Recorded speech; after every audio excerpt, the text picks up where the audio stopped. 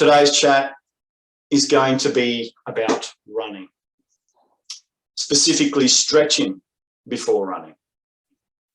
Stop it. Stop stretching before running. Knock it off. The conventional wisdom on static stretching is that flexible runners are somehow less injury prone. And this belief is played out every day as runners everywhere strike these stretching poses before their runs to hopefully loosen up before the run. And it's faulty logic. I mean, obviously we do it because we want to feel good, we want to feel loose and run faster and prevent muscle strain. But bending over a bench and stretching those hammies and bending forward is a great way to tighten up that whole neural chain. So don't do it, because you're doing as much damage to your back as you are to your hammies. It's not effective. There are other ways, but don't do it before a run. You don't need to. It's overkill. It's actually making you tighter. So let's just narrow this down. Stretching, it's time to confront that conventional wisdom, because from where I sit as a coach, it's wrong. And I've seen the proof in the pudding for years. Lower leg injuries, torn hammies, all sorts of problems created by overstretching. See, runners don't need that much flexibility. And we're endurance athletes. You know, most of us are triathletes who are listening to this, maybe not, but still, it's all the same. We're not yogis. You know, we don't need to do the splits. We don't need to be able to touch our toes. It's not an indication that you're particularly resilient to injuries or have a better aptitude for running because of it. It's flawed logic. We're talking about energy return. That's what we need. We need energy return. We're mostly invested in a forward progress process. In fact, in my opinion, static stretching before a run may actually increase your injury risk and decrease performance. And that's exactly the opposite of what you want, isn't it? And that's exactly what I've seen. So what are we going to do? You know, I mean, we need a proper warm-up. Stretching is the opposite of a proper warm-up, or what a proper warm-up should do for you. And that's because the vast majority of running injuries occur within the normal range of motion of running. You don't need more flexibility. You know, you don't need to take your body outside of its range of motion. If you do, you're setting yourself up for trouble. So I don't believe that static stretching has any effect on injury rates whatsoever. And I know in myself, I had endless problems with Achilles and lower leg problems until a doctor who worked for Judo Australia said to me, stop stretching below the knee. If I catch you doing that, I'm going to boot you. And that was the end of my problems with my Achilles. Moreover, improving flexibility pre-run anyway can lead to worsening performances, you know, particularly in a track session or a fartlek session. It's not helping, it's hindering. We need muscle tension to use our legs economically for energy return.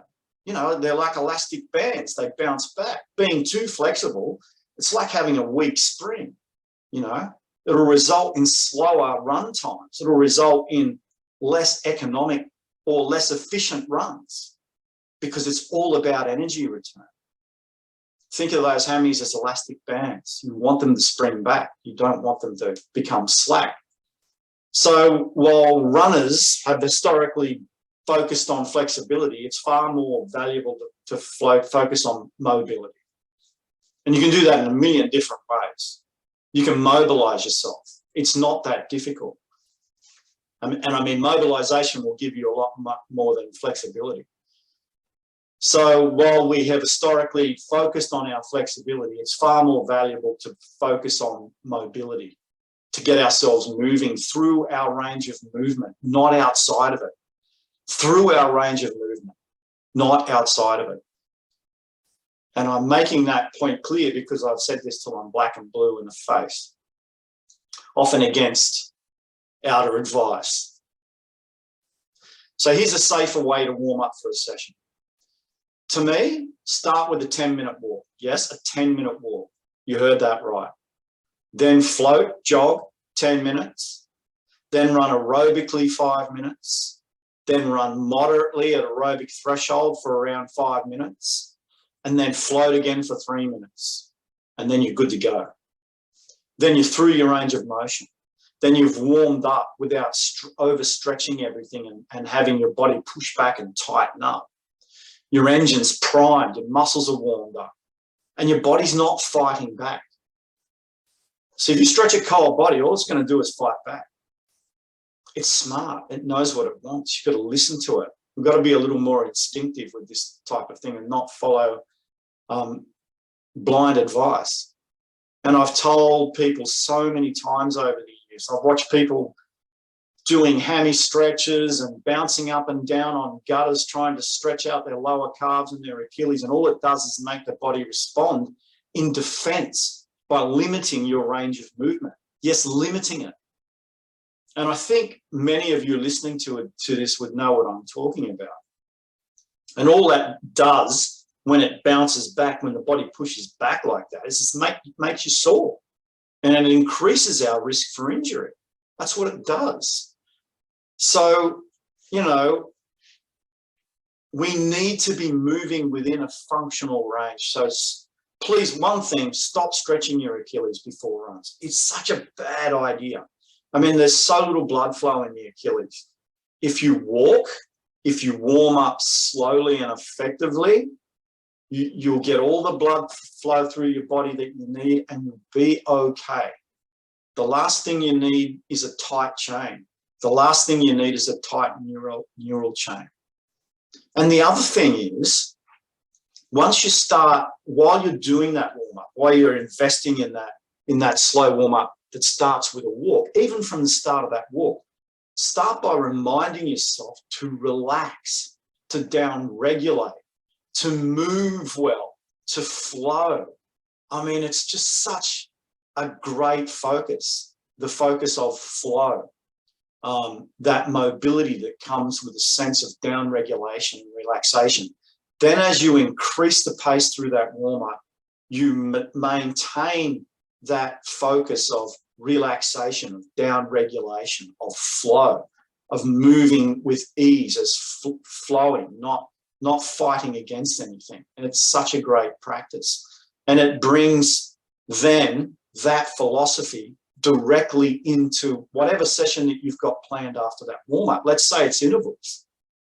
So that flow is already in your body. That relaxation, that slow warm-up, you can build into your, if it's a fartlek session, if it's a track session, if it's a hilly run, you've already got that mindset going of flow. You've already got that body set going of relaxation, of down-regulation.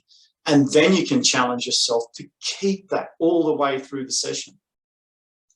And then post-session, we do exactly the same thing in reverse.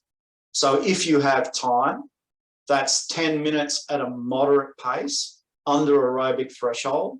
Then it's 5 minutes easy aerobic.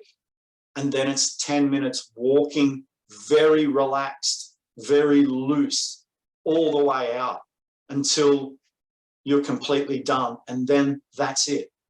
And you'll find that you'll be able to get up the next day and repeat again without any of this soreness, without any of this tightness, without any of the body bouncing back. And I guarantee you, well, and obviously this is just my perspective, but as a coach, I've seen it again and again, you will get less lower leg problems. I guarantee you, you'll get less soreness, you'll get less injury, you'll get less problems. I hope that helps.